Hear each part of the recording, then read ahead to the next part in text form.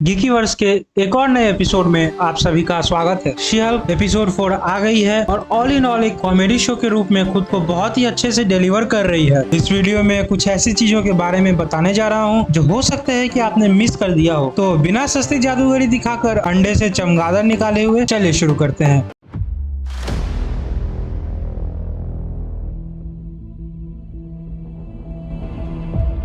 Number 1 episode की starting में हमें जादूगर डॉनी ब्लेज को दिखाया जाता है जो अपनी मैजिक में और हीट डालने की कोशिश करता है और हीट को क्रिएट करने की कोशिश करता है। ये कहीं ना कहीं जॉनी ब्लेज एक घोस्ट राइडर का पैरोडी फॉर्म हो सकता है। ये फैक्ट्स आप में से काफी लोगों ने गौर कर ली होगी। तो चलते हैं अगले फैक्ट की तरफ। नंबर 2 इस लैपटॉप में कई सारे ईस्टर एग्स या यूं कह लो कि एपिसोड में क्या क्या होने वाला है उस चीज की लिस्ट बनाई हुई है। उस पर आने से पहले हमें स्क्रीन पे GLK&H का फुल फॉर्म दिखाया जाता है। तो लिस्ट में सबसे पहले हमें दिखती है ऊपर की 3 पॉइंट्स जो ब्लॉन्स्की के पैरोल से रिलेटेड होती है। जेनिफर को ब्लॉन्स्की के लिए पैरोल ऑफिसर से बात करनी है। ब्लॉन्स्की के इनहिबिटर यानी कि वो मशीन जो कि ब्लॉन्स्की को एबॉमिनेशन में चेंज होने से रोक पाएगा, उसकी गाइडेंस प्रिपेयर करनी है। इसके अलावा हमें लिस्ट में sign up for big and tall membership भी दिखाई जाती है जो प्रोबेबली इस बात को सिग्निफाई करती है कि जेनिफर अपने कपड़ों के लिए बिग एंड टॉल की मेंबरशिप लेना चाहती है। हो सकता है कि मैं गलत हूँ, बट अगले ही सीन में जब निक्की कहती है तुम्हारे लिए कुछ नए कपड़े लेने पड़ेंगे, पर मेरी बॉडी के लिए प्रॉपर फिटिंग मिलना बहुत मुश्किल होने वाला है। वो तो है।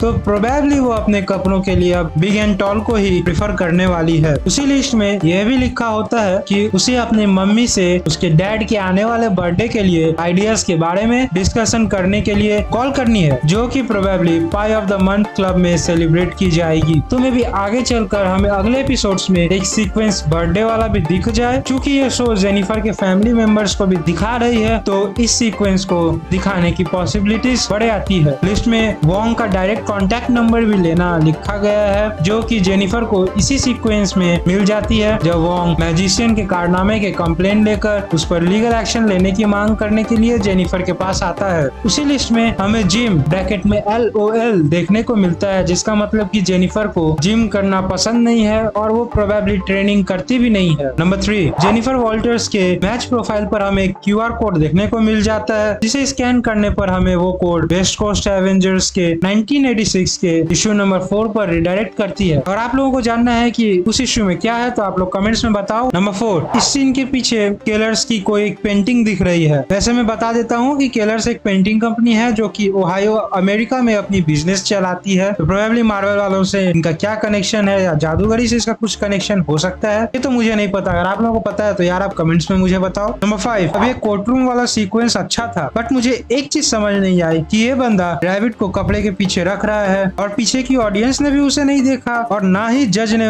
उसे रैबिट को रखते हुए देखा और जज प्रोबेबली इसी रैबिट से इम्प्रेस होकर डॉनी के फेवर में अपने डिसीजन को दिया। उसी सीक्वेंस में हम ये भी देखते हैं कि डिसीजन सुनने के बाद मैजिशियन और उसकी पूरी टीम वहां से चली जाती है और कुछ देर बाद जेनिफर की टीम भी चली जाती है बट बेचारी जज वहीं पर बैठी हुई है। अभी हो सकता है कि पब्लिक कोर्ट है कि जहां और भी दूसरे सारे केसेस सुने जाएंगे बट मुझे कोई दूसरी अटर्नी दिखाई नहीं दी वहाँ। खैर नंबर 6 पूरी की पूरी फाइट सीक्वेंस में ये चमगादड़ जो है ये पीछे के दरवाजे से एग्जिट करने की कोशिश कर रहे हैं क्योंकि अगर आप इसे जरा भी गौर से देखोगे तो एग्जिट वाले दरवाजे के पास भीड़ लगी हुई है कि हाँ गेट है तो एग्जिट यानी कि हम बाहर भी वहीं से निकलेंगे। नंबर 7 अब इस पूरी कैसल में आपको सारे केलर्स की पेंटिंग दिख जाएगी। एक one of the Thurston's astounding mysteries की पेंटिंग भी है जो हावर्ड थर्स्टन अमेरिका के अपने समय के सबसे बड़े मैजिशियंस में से एक था, इवन हार्डिनी से भी बड़ा। नंबर 8 क्रेडिट्स में हमें एक गोट जिसका नाम जेक है उसे दिखाया जाता है जिसने खून लेकर मेडिसन को वोंग के पास पोर्टल आउट किया था। उसी में हमें यह भी दिखाया जाता है कि एट द एंड वोंग जो कि शुरू से कह रहा था कि डॉनी को मिरर डिमेंशन में कैद कर लेगा उसने ये काम कर दिया है और करे भी क्यों ना, आखिरकार वो सॉर्सरर सुप्रीम है। तो अब ये गोट जो है वो